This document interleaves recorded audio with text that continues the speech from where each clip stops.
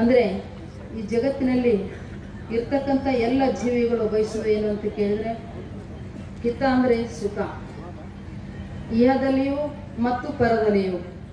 ಇಹ ಅಂತಂದರೆ ಈ ಭೂಲೋಕದಲ್ಲೇ ಇರುವವರೆಗೂ, ಮುಂದೆ ಪರಲೋಕ ಅಂದರೆ ಈ ದೇಹವನ್ನು ತ್ಯಾಗ ಮಾಡಿ ಹೋದ ನಂತರ ಕೂಡ ಸುಖ ಅನ್ನುವಂಥದ್ದು ಆಗಬೇಕಾಗಿತ್ತು ಅಂತಂದರೆ ನೀ ಏನು ಮಾಡು ಅಂತಂದರೆ ಧರ್ಮದಲ್ಲಿ ರಥವುಳ್ಳವನಾಗು, ಧರ್ಮದಿಂದ ನಡೆಯುವಂಥವನಾಗು, ಅಂದಾಗ ನಿನಗೆ ಸುಖ ಅನ್ನುವಂಥದ್ದು ಪ್ರಾಪ್ತಿ ಆಗುತ್ತದೆ ಅಂತೇಳಿ ನಿಜವನ ಶಿವೆಗಳು ಇಲ್ಲಿ ಹೇಳ್ತಾ ಇದ್ದಾರೆ.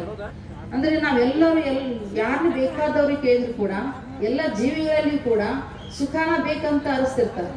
ಸುಖ ಬೇಕು ಅಂತ ತಿಳ್ಕೊಂಡು ಹುಟ್ಟಿದಾಗಿಂದ ಹೇಳ್ಕೊಂಡು ಸಾಯುವವರೆಗೂ ಅಥವಾ ಎದ್ದಾಗಿಂದ ಹೇಳ್ಕೊಂಡು ಮುಂದೆ ಮಲಗುವವರೆಗೂ ನಾವು ಯಾವುದಕ್ಕೆ ಬೆನ್ನತ್ತೀವಿ ಅಂತ ಕೇಳಿದ್ರೆ ಸುಖ ಬೇಕು ಅಂತ. ಆ ಸುಖ ಎಲ್ಲೈತೆ ಅಂತಕ್ಕಂಥದ್ದು ಗೊತ್ತಿರುವುದಿಲ್ಲ. ಆದ್ರೆ ಸುಖ ಬೇಕು ಅಂತ ತಿಳ್ಕೊಂಡು ನಾವು ಕೆಲವೊಂದು ಅಧರ್ಮದ ಕಾರ್ಯದಲ್ಲಿ ಪ್ರವೃತ್ತರಾಗಿ ಧರ್ಮದ ಕಾರ್ಯ ಮರಿತೀವಿ. ಈ ಒಂದು ಕೆಲಸ ಮಾಡಿದ್ರು ಕೂಡ ನಮ್ಗೆ ಸುಖ ಆಕತ್ತೆ ಅಂತ ತಿಳ್ಕೊಂಡು ಪಾಪ ಬುದ್ಧಿನೇ ಬರ್ತಿರ್ತೈತಿ. ಅದಕ್ಕೆ ಅಂತ ಕೆಲಸ ಕಾರ್ಯ ಮಾಡಿ ದುಃಖನೇ ನನಗೆ ಪ್ರಾಪ್ತಿ ಆಗ್ತದ. ಅದ್ರ ಸಲುವಾಗಿ ಈ ಒಂದು ನಾವೆಲ್ಲರೂ ಒಂದೊಂದು ಶ್ರೀಮಂತರಾಗಿ ಒಂದು ಒಳ್ಳೊಳ್ಳೆ ಕುಲದಲ್ಲಿ ಒಂದೊಂದು ಶ್ರೀಮಂತರ ಹುಟ್ಟಬೇಕಾದ್ರೆ ಧರ್ಮ ಹಿಂದಿನ ಜನ್ಮದಲ್ಲಿ ಮಾಡಿರ್ತಕ್ಕಂಥ ಪುಣ್ಯ ಧರ್ಮ ಸುಖಂ ಭವತಿ. ಆ ಹಿಂದಿನ ಜನ್ಮದ ಧರ್ಮ ಬುದ್ಧಿಯಿಂದ ನಾವು ಸುಖವಾಗಿ ಶ್ರೀಮಂತರ ಕುಲದಲ್ಲಿ ಹುಟ್ಟುತ್ತಿರ್ತೇವೆ. ಅದಕ್ಕಾಗಿ ಅದು ಆಗ್ಬೇಕಾದ್ರೆ ಒಂದು ಮಾತು ಹೇಳ್ತಾರ ಶಾಸ್ತ್ರದೊಳಗ, ಏನು ಅಂತಂದ್ರೆ ಹಿಂದಿನ ಜನ್ಮದ ಪುಣ್ಯವನ್ನು ಇಂದುಂಡು ಉಡಬೇಕು ಆತ್ಮ, ಇಂದಿನ ಜನ್ಮದ ಪುಣ್ಯವನ್ನು ಮುಂದುಂಡೊಡಬೇಕು ಅಂತ ತಿಳ್ಕೊಂಡು. ಅಂದ್ರೆ ನಾವೆಲ್ಲರೂ ಹಿಂದಿನ ಜನ್ಮ ಪುಣ್ಯ ಪಾಪಗಳನ್ನು ಮಾಡಿನೇ ನಾವು ಈ ಜನ್ಮಕ್ಕೆ ಬಂದೀವಿ ಅಂದಾಗ ಸುಖ ದುಃಖಗಳು ಸಹಿತ ಪಾಪ ಪುಣ್ಯಕ್ಕೆ ಅನುಸಾರವಾಗಿ ಬರ್ತಿರ್ತಾವು. ಅದು ಯಾವ್ದರಿಂದ ಪಾಪ ಪುಣ್ಯ ಬರ್ತದಂತೆ? ಧರ್ಮ ಮತ್ತು ಅಧರ್ಮದಿಂದ. ಅದ್ರ ಸಲುವಾಗಿ ನೀನು ಈಹದಲ್ಲಿ ಇರುವವರೆಗೂ ನೀನು ಸುಖವಾಗಿ ಇರಬೇಕಾಗಿತ್ತು ಅಂತ ಕೇಳಿದ್ರೆ ಧರ್ಮದ ಪದರವನ್ನೇ ಹೇಳಿ ಧರ್ಮವನ್ನೇ ಆಚರಣೆ ಮಾಡುವಂಥವನಾಗು ಅಂತೇಳಿ ಹೇಳ್ತಾರೆ. ಹಂಗಾರೆ ಧರ್ಮ ಅಂತಂದ್ರೆ ಏನು ಅಂತ ಕೇಳಿದ್ರೆ ಅದಕ್ಕೆ ಸಾಕಷ್ಟು ವ್ಯಾಖ್ಯಾನಗಳನ್ನ ಹೇಳ್ತಾ ಬಂದಿದ್ದಾರೆ. ಅನಾಥ ಪರಿಪಾಲನಂ ಧರ್ಮ.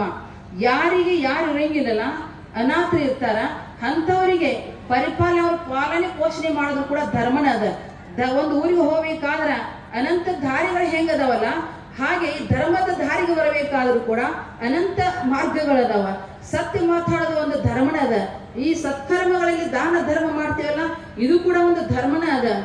ಯಾರು ರೋಗದಿಂದ ಬಳಲುತ್ತಿದ್ರು ಅಂತಂದ್ರೆ ಔಷಧೋಪಚಾರವನ್ನು ಮಾಡೋದು ಕೂಡ ಇದೊಂದು ಧರ್ಮನ ಅದ. ಅದ್ರ ಸಲುವಾಗಿ ಯಾರು ಬಡ ಮಕ್ಕಳು ಇರ್ತಾರಲ್ಲ ಅಂತವ್ರು ಪಠ್ಯ ಪುಸ್ತಕ ವಸ್ತ್ರಾಧಾರ ಕೊಡಿಸಿದ್ರು ಇದು ಧರ್ಮನ ಅದ. ಅದ್ರ ಸಲುವಾಗಿ ಯಾರು ಹಸಿ ಬಂದಿರ್ತಕ್ಕಂಥವರಿಗೆ ಹೊಟ್ಟೆ ತುಂಬ ಊಟ ಹಾಕೋದು ಕೂಡ ಒಂದು ಧರ್ಮನ ಅದ. ಮತ್ ಹಸಿ ಬಂದಿರ್ತಕ್ಕಂಥ ಭಿಕ್ಷುಕನಿಗೆ ನಮ್ಮ ಮನೆಯಲ್ಲಿ ಒಂದು ಆನೆದ ತಗೊಂಡು ಹೋಗ್ರಿ ಅಂತಂದ್ರೆ ಏನ್ ಮಾಡೋದು? ತಗೊಂಡು ಹೋಗಿ ಅವನಿಗೆ ಏನು ಯೋಗ್ಯ ಅಯೋಗ್ಯಗಳನ್ನು ವಿಚಾರ ಮಾಡಿ ನಾವು ಏನು ಕೊಟ್ಟರೆ ಅವನು ಸಲ್ಲುತ್ತದ, ಅದನ್ನ ಕೊಟ್ಟರೆ ನಮ್ಗೆ ಪುಣ್ಯ ಪ್ರಾಪ್ತಿ ಆಗ್ತದ ಅನ್ನುವಂಥದ್ದನ್ನ ವಿಚಾರ ಮಾಡಿ ನಾವು ಧರ್ಮ ಬುದ್ಧಿಯಲ್ಲಿ ಮಾಡಿ ಅದನ್ನ ಧರ್ಮಾದನ್ನು ಮಾಡ್ಬೇಕಂತ. ಆ ದಾನ ಧರ್ಮ ಮಾಡೋದ್ರಿಂದ ನಾವು ಶ್ರೀಮಂತರಾಗಿ ಹುಟ್ಟಿರ್ತೇವೆ.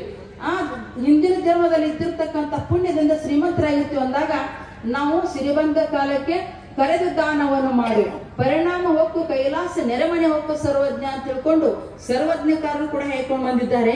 ಅದ್ರ ಸಲುವಾಗಿ ಶ್ರೀಮಂತಿಗೆ ಬಂದಂತ ಸಂದರ್ಭದಲ್ಲಿ ಇಂಥ ಒಂದು ಧರ್ಮ ಕಾರ್ಯದಲ್ಲಿ ಮಾಡಾಕತ್ತಿದಾರಲ್ಲ ಈ ವೇದಾಂತ ಅಖಿಲ ಭಾರತ ವೇದಾಂತ ಪರಿಷತ್ತಿನ ಒಂದು ಭವ್ಯವಾಗಿರ್ತಕ್ಕಂಥ ಪರಮ ಪೂಜ್ಯ ಅಪ್ಪಾಜಿಯವರ 85ನೇ ವರ್ಷದ ಈ ಜಯಂತ್ಯೋತ್ಸವ ನಿಮಿತ್ತ ಮಾಡಿಕೊಂಡು ಇಂಥ ಒಂದು ಭವ್ಯವಾದ ನೀವೆಲ್ಲ ಧರ್ಮ ಕಾರ್ಯದಲ್ಲಿ ದಾನ ಧರ್ಮ ಮಾಡಿದ್ರಂತ ಧರ್ಮ ಕಾರ್ಯ ನಡೀತಿರ್ತಾವ. ಅದ್ರ ಸಲುವಾಗಿನೇ ಇವ್ರೆಲ್ಲ ಏನಾದ್ರು ಪುಣ್ಯ ಪ್ರಾಪ್ತಿ ಅನ್ನುವಂಥದ್ದು ಆಗ್ತದ. ಅದ್ರ ಸಲುವಾಗಿ ಇಂಥ ಒಂದು ಒಳ್ಳೊಳ್ಳೆ ಕಾರ್ಯಕ್ರಮವನ್ನ ಮಹಾತ್ಮರು ಪೂಜ್ಯರ ಅಪ್ಪಾಜಿಯವರು ಹಮ್ಮಿಕೊಂಡಿರ್ತಾರೆ.